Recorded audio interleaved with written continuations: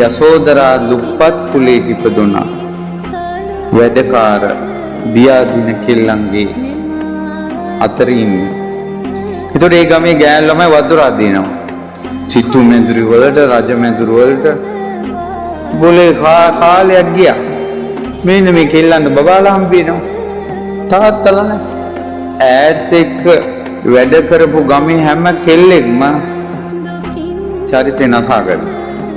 මෙයා තනියෙන් මැරෙනකල් නැත්නම් විවාහ වෙනකල් මෙයාගේ ජීවිතේ චරිතය නසාගත්තේ නැහැ.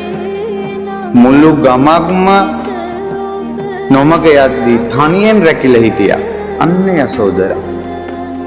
ඔක තමයි වෙනස. වරදට යොමු වෙන ලඳුන් දහසක් මැද ඔබ කැමති නම් හොඳ ලඳක් වෙන්න. ඔබට තියෙන ශක්තිය ඔබගේ ජීවිතයට පවර් එක ගන්න යසෝදරාවට වන්දනා. ඈද වැඩට යද්දි පිට්ටුවක් ඉනේ ඒ දුප්පත් මිනිස්සු කන කෑම. ඒ කිල්ලත් තමන්ගේ දවල් කෑමට තියෙන පිට්ටුවක් පසේ බුදුරජාණන් වහන්සේ නමකට පිදුවා. ඒ පිනෙන් චරිතය රැකගත්ත පින්බලයට රන්රුවක් වගේ ඉපදුනා. එක පිට්ටුවක් පූජා කරපු පින්බලයට රජබිසවක් වුණා. උතුම් ධර්මය අත්හැරීම කැපවීම පුංචි දෙයක් වුණාට විපාකයේ සුවිසල්